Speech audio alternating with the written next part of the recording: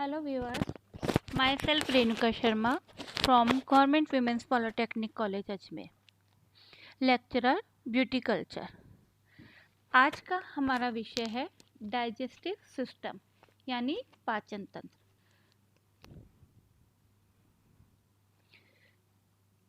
पाचन तंत्र उन खाद्य पदार्थों को परिवर्तित करता है जो हम अपने सबसे सरल रूपों में खाते हैं, जैसे ग्लूकोज यानी शर्करा, अमीनो एसिड जो प्रोटीन बनाते हैं या फैटी एसिड जो वसा बनाते हैं। टूटे फूटे भोजन को फिर छोटी आंत में खून में अवशोषित कर लिया जाता है और पोषक तत्वों को शरीर में प्रत्येक कोशिका में ले जाया जाता है। अर्थात पाचन तंत्र के माध्यम से हम जिस भी रूप में भोजन को ग्रहण करते हैं वह उस भोजन को उनके सबसे सूक्ष्म रूप में परिवर्तित कर देता है। जैसे कार्बोहाइड्रेट को ग्लूकोज में, प्रोटीन को अमीनो एसिड में, वसा को फैटी एसिड में परिवर्तित कर देता है और भोजन का यह रूप छोटी आंत में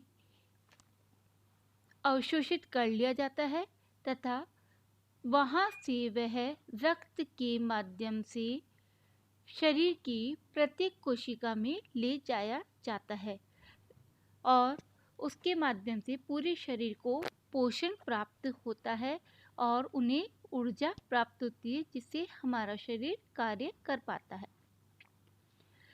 पाचन छोटे पानी में घुलनशील खाद्य अणुओं में बड़े अघुलनशील खाद्य अणुओं का टूटना है ताकि उन्हें पानी के रक्त प्लाज्मा में अवशोषित किया जाए।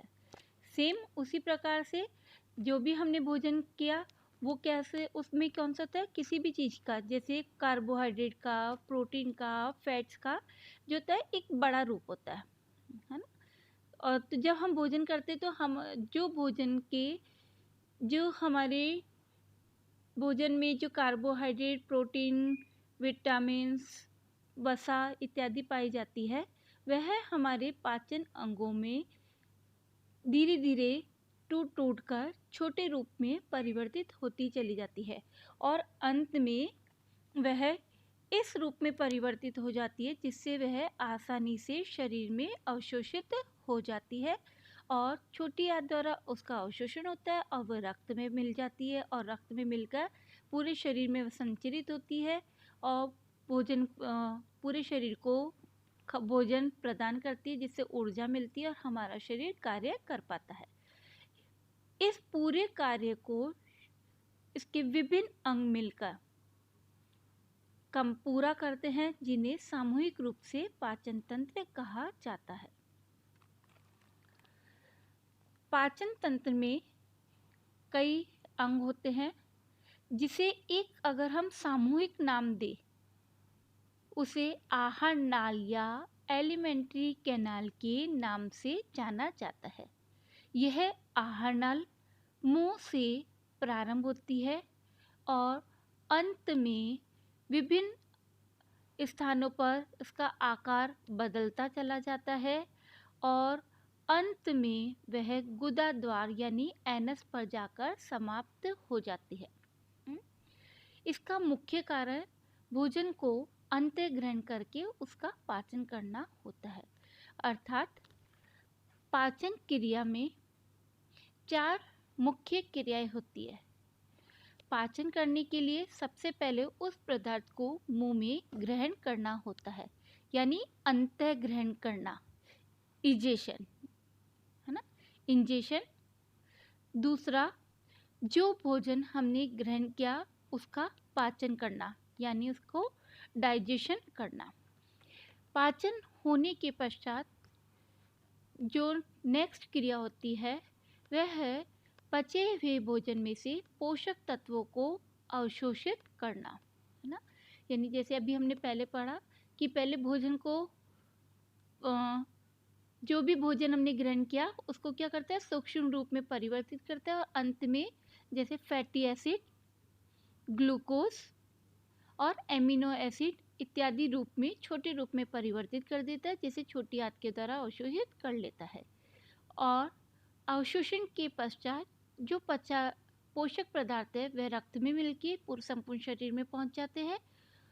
और इसके उपरांत कुछ पदार्थ ऐसे होते हैं जिनका पाचन नहीं हो पाता है और कुछ पदार्थ ऐसे होते हैं जो पाचन के पश्चात बचे हुए रहते हैं, व्यर्थ पदार्थ होते हैं। इन पदार्थों को शरीर से बाहर निकालना आवश्यक होता है, तो वो लास्ट क्रिया कहलाती है उत्सर्जन या एलिमिनेशन, यानी इंजेशन, डाइजेशन, एब्जॉर्प्शन और एलिमिनेशन। इन 4 क्रियाओं के माध्यम से पाचन तंत्र संपूर्ण होता है। भोजन के तत्व को अवशोषित करके शरीर को ऊर्जा प्रदान करना भी इस क्रिया को पाचन क्रिया कहते हैं।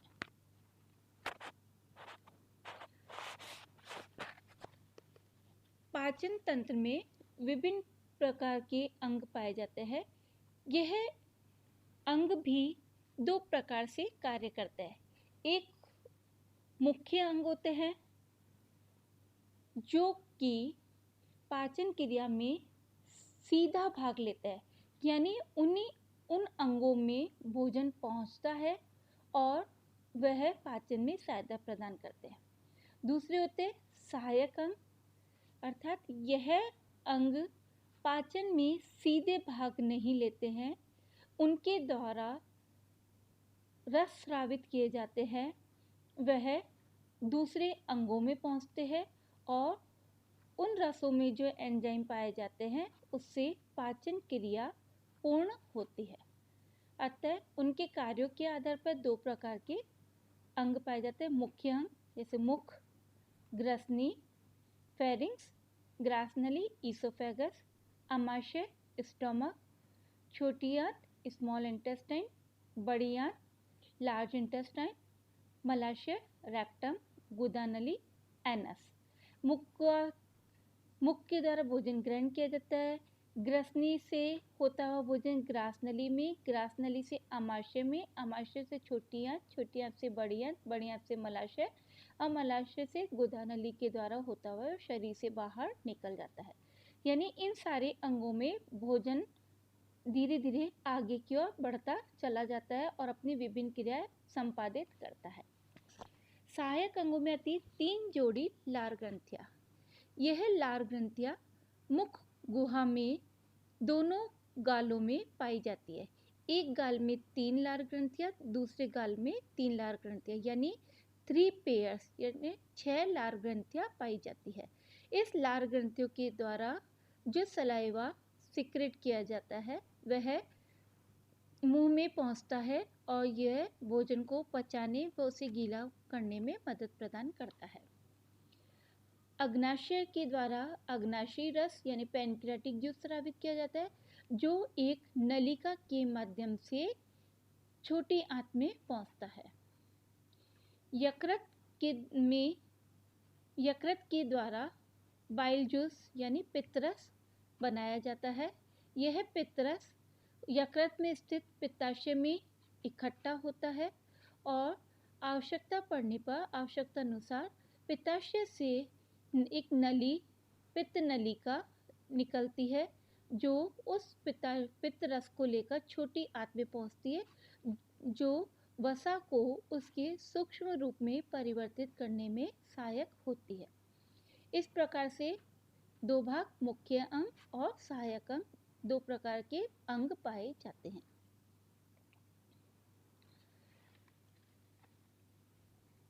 एलिमेंट्री कैनाल यानी आहार नाल का प्रारंभ मुख गुहा यानी बक्कल कैविटी से होता है।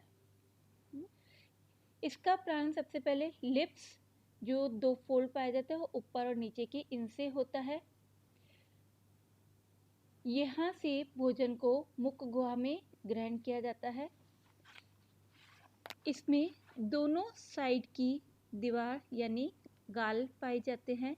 इन गालों में लार ग्रंथियाँ यानी एक गाल में 3 लार ग्रंथि, दूसरे गाल में 3 लार ग्रंथि स्थित होती है। यानी टोटल 6 लार ग्रंथियाँ पाई जाती है। लार ग्रंथियों के द्वारा सलाइवा सिक्रेट किया जाता है जो भोजन को गीला करने में सहायता प्रदान करता है। इसमें ऊपर और नीचे दोनों भाग में दांत पाए जाते हैं। दांत 2 प्रकार के होते हैं, अस्थायी व स्थायी।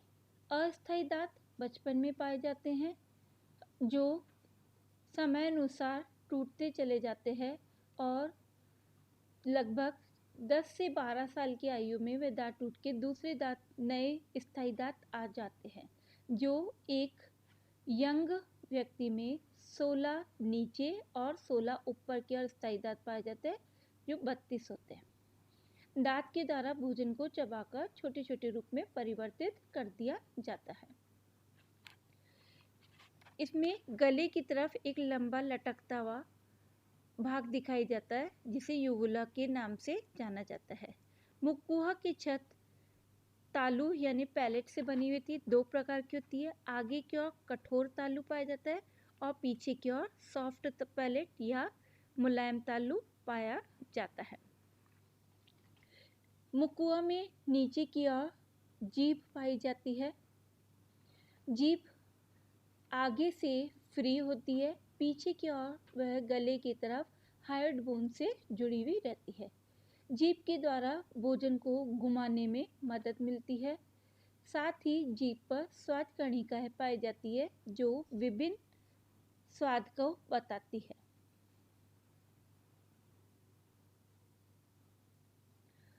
मुख गुहा के पीछे के भाग में ग्रसनी पाई जाती है। यह ग्रसनी यानी फेरिंग्स लगभग 5 इंच लंबी नली होती है जो भीतर से 3 भागों में बटी होती है। बाहर से इस नली को देखने पर वह एक नज़र आती है, अंदर से उसे देखने पर उसमें 3 नलियाँ पाई जाती है। एक नाक के पीछे की ओर होती है जिसे नेज़ोफेरिंक्स के नाम से उसे जाना जाता है। दूसरी मुख के पीछे की ओर पाई जाती है जिसे ओरोफेरिंक्स के नाम से जाना जाता है। ओरोफेरिंक्स के पीछे की ओर स्वर यंत्र ग्रसनी पाई जाती है जिसे लैरिंगोफेरिंक्स ग्रसनी के नाम से जाना जाता है।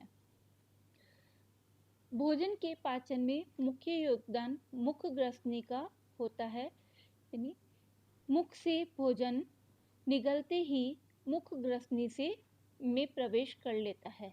यह ग्रसनी पीछे से ग्रास नली से जुड़ी हुई होती है। यहाँ से भोजन ग्रास नली यानी ईसोफेगस में प्रवेश करता है। ग्रास नली यह एक मस्कुलर ट्यूब होती है जो एक भाग से ऊपर वाले भाग से फेरिंक्स से तथा पीछे वाले भाग से वह स्टमक से जुड़ी हुई होती है। ये लगभग 10 इंच लंबी व 2 सेंटीमीटर चौड़ी नली होती है। इसका पीछे वाला भाग जहाँ से ये अमाशय से जुड़ी हुई होती है उसे कार्डियक ऑरिफिस के नाम से जाना जाता है। इस नली में किसी भी प्रकार का पाचन नहीं होता है, परंतु इसमें अंदर की ओर सीलिया पाए जाते हैं और इसमें क्रमाकुंचन की गति पाई जाती है, जिसके माध्यम से भोजन धीरे धीरे आगे की ओर बढ़ता चला जाता है। इसका मुख्य कार्य भोजन को अमाशय तक पहुंचाना होता है।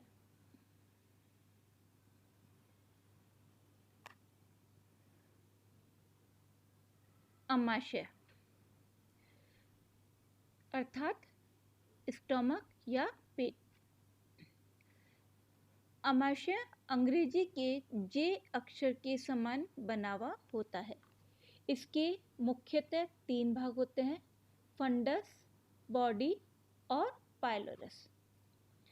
फंडस और बॉडी वाले के पार्ट के पास में यह ग्रास नली से जुड़ी हुई होती है।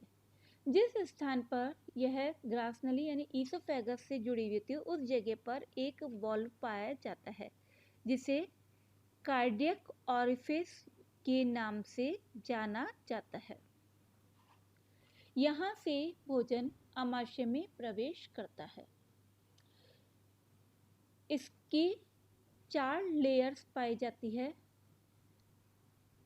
जिसमें सबसे बाहर वाली पेरिटोनियम, उसके पश्चात मस्क्यूलर, सबम्यूकस और सबसे भीतरी लेयर म्यूकस होती है। इस म्यूकस लेयर में कई ग्लैंड्स पाई जाती है जिसे गैस्ट्रिक ग्लैंड्स के नाम से मुख्यतः जाना जाता है। इस गैस्ट्रिक ग्लैंड्स का मुख्य कार्य होता है जैसे ही भोजन इसमें प्रवेश करता है उसी के साथ ही वह गैस्ट्रिक जूस स्रावित करना शुरू कर देती है, जिसमें पेप्सिन, रेनिन, जेठरलाइपेस व HCl एंजाइम्स पाए जाते हैं। पेप्सिन प्रोटीन पे क्रिया करता है और उसे सरल रूप में परिवर्तित करता है। रेनिन दूध पर क्रिया करता है और उसे अविलेय पदार्थ में परिवर्तित कर देता है जिससे प्रोटीन पे क्रिया की जा सकती है। जेठरलाइपेस वह वसा पर क्रिया करता है और अति अल्प मात्रा में उसका पाचन करता है। HCl का मुख्य कार्य इस जैसे ही भोजन इसमें प्रवेश करता है आमाशय में उसे अम्लीय माध्यम प्रदान करना होता है जिससे पेप्सिन, रेनिन, जेठरलाइपेस इत्यादि अपना कार्य कर सकते हैं। यह भोजन में पाए जाने वाले कुछ अलाभकारी बैक्टीरिया को भी नष्ट करने का कार्य करता है। साथ ही HCl अल्प मात्रा में कार्बोहाइड्रेट पर क्रिया कर उस पर पाचन करना प्रारंभ करता है। जैसे ही भोजन आमाशय में प्रवेश करता है आमाशय की कलर बदल जाता है और इसमें फैलने व सिकुड़ने की क्रिया प्रारंभ हो जाती है जिससे भोजन और एंजाइम्स आपस में मिलते चले जाते हैं और भोजन एकदम मिक्स होकर बिल्कुल एक पतले रूप में परिवर्तित हो जाता है और एंजाइम्स उन्हें सरल रूप में परिवर्तित करते चले जाते हैं। यह भोजन जो बिल्कुल तरल रूप में परिवर्तित हो जाता है उसे काइम के नाम से जाना जाता है। यहाँ से भोजन का काइम में परिवर्तित होना व कुछ मात्रा में पाचन होने के पश्चात धीरे धीरे वह भोजन आगे की ओर बढ़ता चला जाता है। यहाँ से भोजन छोटी आंत में प्रवेश करता है। जिस स्थान से छोटी आंत व आमाशय आपस में जुड़े होते हैं उस जगह पर भी एक वॉल्व पाया जाता है जिसे पाइलोरिक वॉल्व के नाम से जाना जाता है। पाइलोरिक ऑरिफिस या पाइलोरिक स्फिंक्टर के नाम से इसे जाना जाता है। इसकी संरचना इस प्रकार से होती है कि भोजन यहाँ से छोटी आंत के ग्रहणी वाले पार्ट में ही पहुँच पाता है। एक बार में लगभग 14 ग्राम भोजन ग्रहणी यानी ड्यूडेनियम में प्रवेश करता है।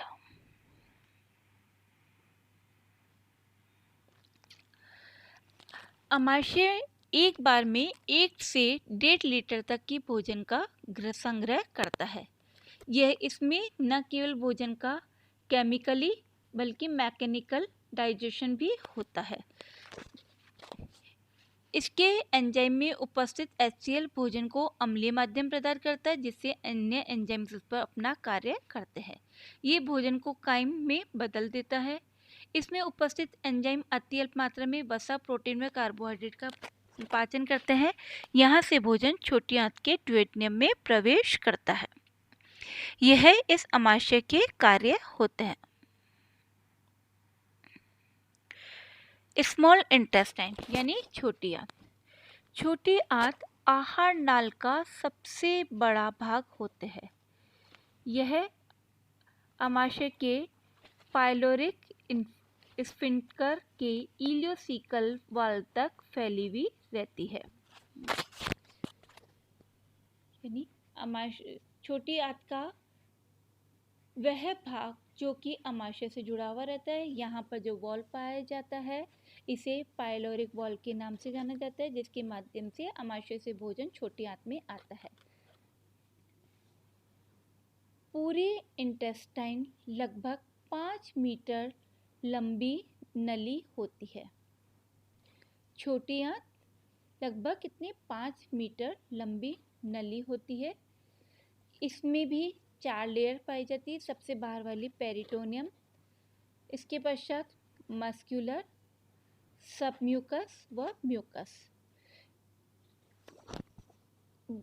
इन लेयर्स में कई ग्रंथियां पाई जाती है जिससे आंतरिक रस या इंटेस्टाइनल जूस स्रावित होता है, जिसमें विभिन्न प्रकार के एंजाइम्स पाए जाते हैं जो भोजन का पूर्ण पाचन करने में मदद करते हैं।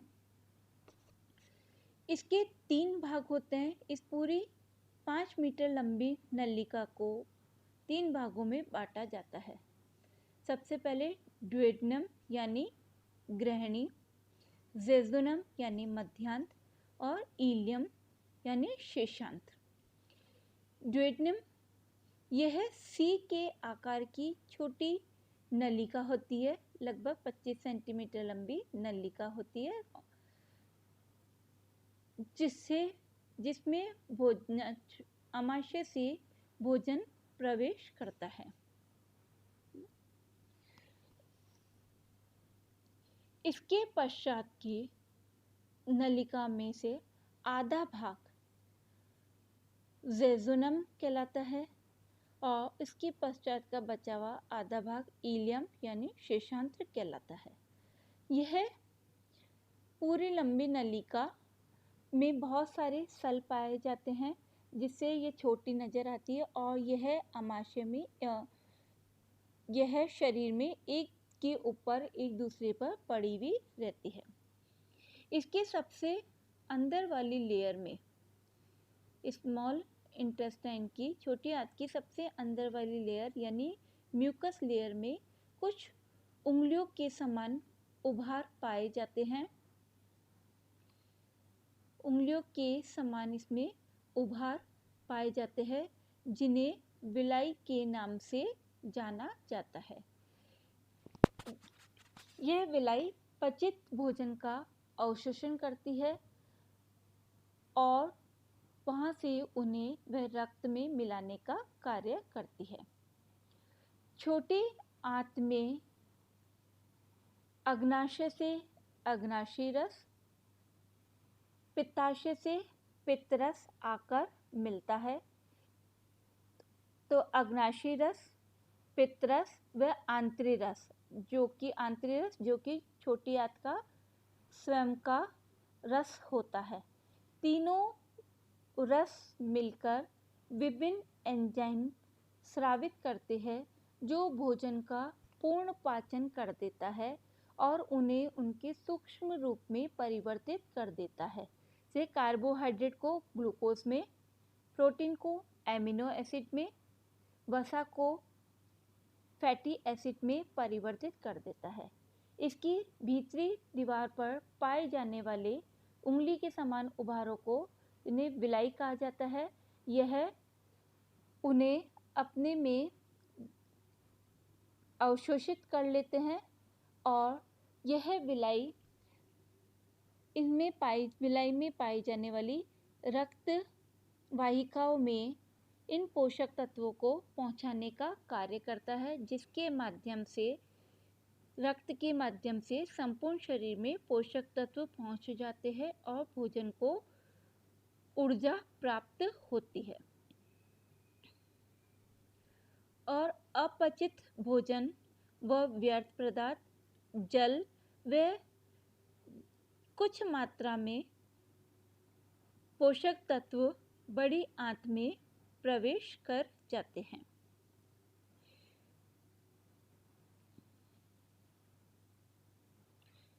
बड़ी आंत यानी लार्ज इंटेस्टाइन। छोटी आंत का सबसे अंतिम भाग, जिसे जैजुनम के नाम से जाना जाता है, इलियम के नाम से जाना जाता है, वह बड़ी आंत से जिस स्थान पर जुड़ता है वह सीकम कहलाती है। इन दोनों के मध्य भी एक वॉल पाया जाता है जिसे इलियोसीकल वॉल के नाम से जाना जाता है। यहाँ से छोटी आंत से भोजन बड़ी आंत में प्रवेश कर पा सकता है, यहाँ से लौटकर वापस नहीं जाता है।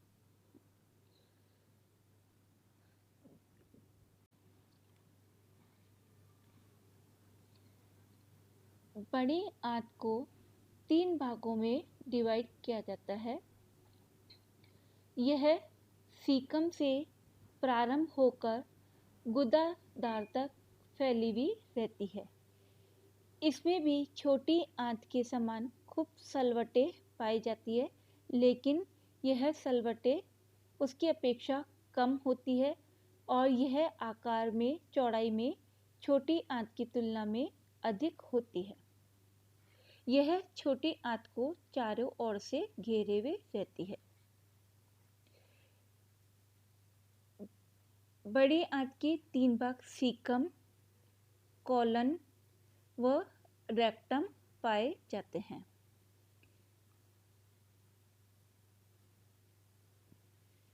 सीकम यह बड़ी आंत का प्रारंभ का भाग होता है, जिसका एक सिरा कॉलन से जुड़ा हुआ रहता है और दूसरा सिरा इसका बंद होता है।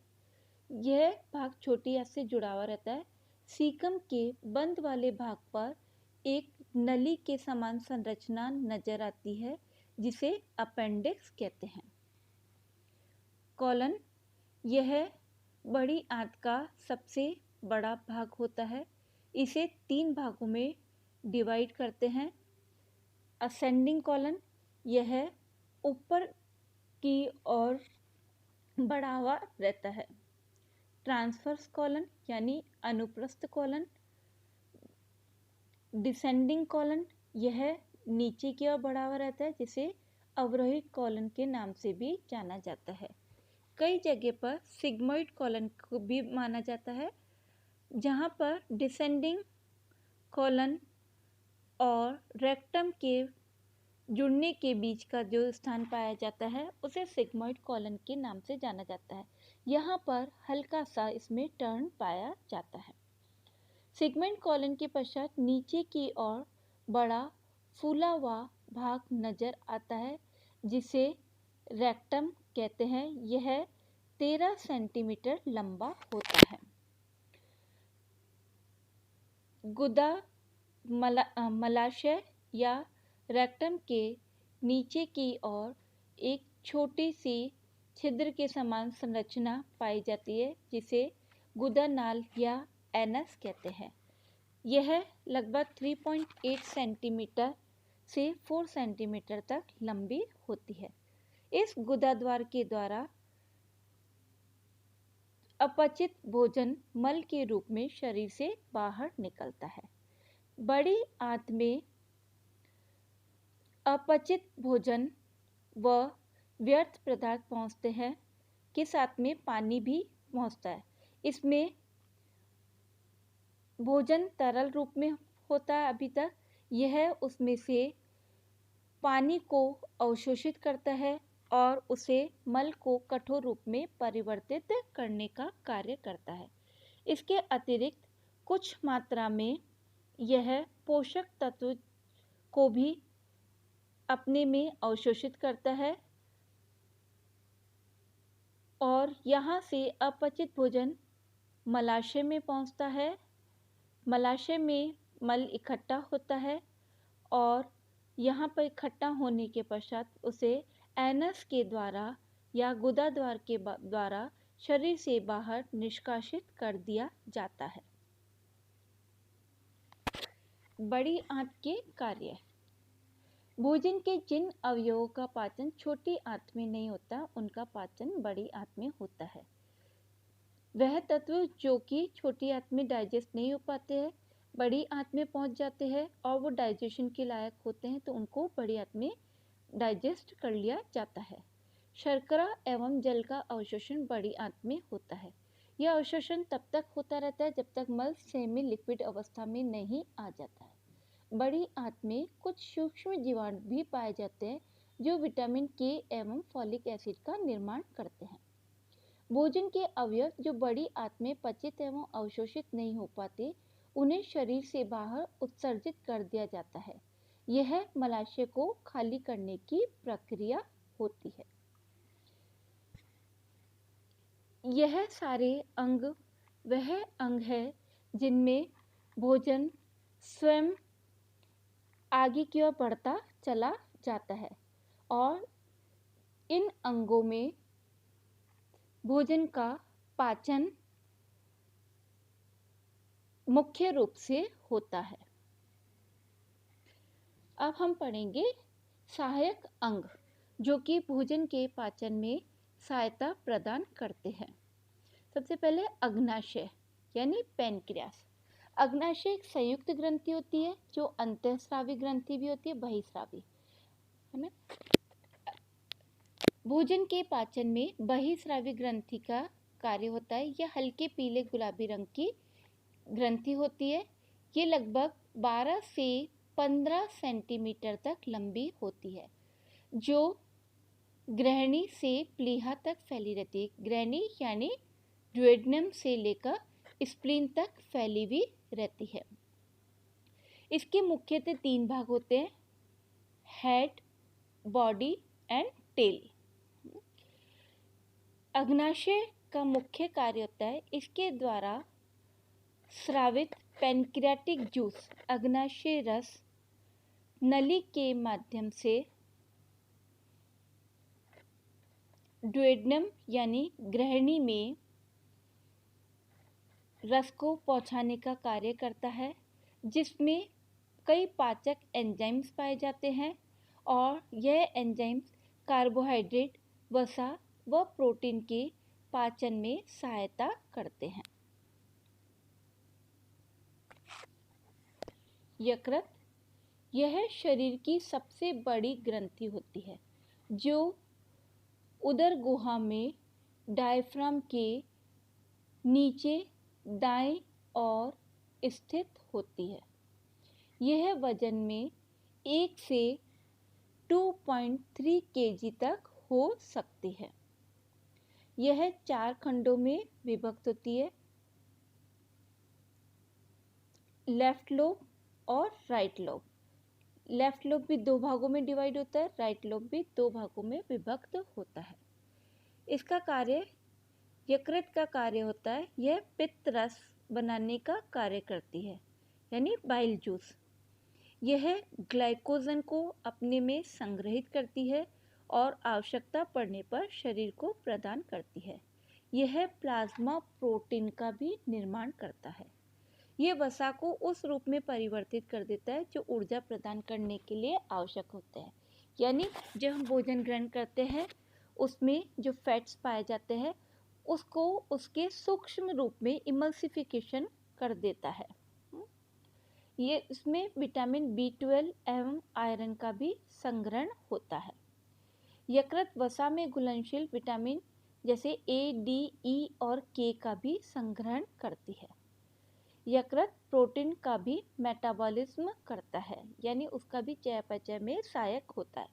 यकृत ऊष्मा का उत्पादन करता है, इसलिए इसे हीट प्रोड्यूसिंग ऑर्गन भी कहते हैं। पित्ताशय यानी गॉल ब्लैडर। पित्ताशय नाशपाती के आकार की थैलेनुमा संरचना होती है जो 8 से 10 सेंटीमीटर तक लंबी होती है। यह यकृत के पीछे वाले भाग से जुड़ी हुई होती है। इसके 3 भाग होते हैं, फंडस, बॉडी और नेक। इसका मुख्य कार्य होता है यकृत के द्वारा जो बाइल जूस सिक्रेट किया जाता है, यानी लीवर के द्वारा जो बाइल जूस सिक्रेट किया जाता है वह उसे अपने में संग्रहित करके रखता है। वह अपने में उसे इकट्ठा करता है और जैसे ही आवश्यकता होती है वह उसे नली के माध्यम से ड्यूडेनम में पहुंचा देता है, जहां भोजन के पाचन में वह सहायता प्रदान करता है। लार ग्रंथियां मुख गुहा में दोनों और दोनों गाल में 3-3 लार ग्रंथियां पाई जाती है। यह भोजन को पचाने में सहायता प्रदान करती है। इन लार ग्रंथियों के द्वारा जो रस स्रावित होता है उसे लार कहते हैं। इसमें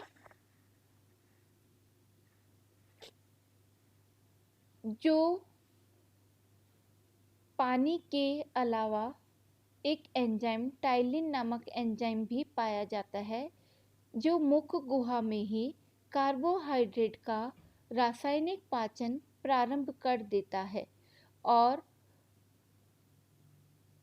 उसे सूक्ष्म रूप में परिवर्तित करना शुरू कर देता है।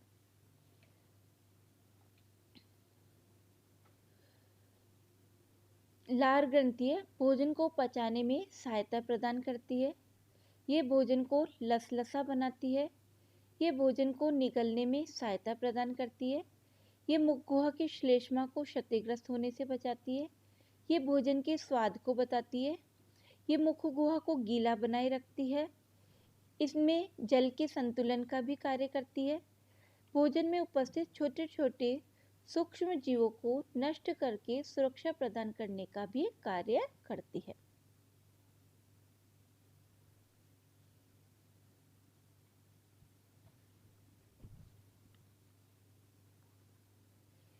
इस प्रकार से सारे मुख्य वह सहायक अंगों के माध्यम से हमारे शरीर में भोजन का पाचन होता है और हमारे शरीर को ऊर्जा मिलती है और हमारा शरीर सजीव अवस्था में रहता है। यदि बहुत अधिक लंबे समय तक यदि हमारे भोजन का पाचन नहीं हो या हम भोजन ग्रहण नहीं करें तो शरीर को ऊर्जा नहीं मिलेगी और हमारा शरीर कार्य करना धीरे धीरे कम करते करते बंद कर देता है। इसलिए हमारे शरीर को कार्य करने के लिए भोजन की आवश्यकता होती है और जो भोजन हम ग्रहण करते हैं उसे उस रूप में परिवर्तित करने के लिए जिससे वह शरीर में अवशोषित हो सके और हमारे शरीर को ऊर्जा मिल सके, उसके लिए पाचन तंत्र का योगदान होता है। Thank you.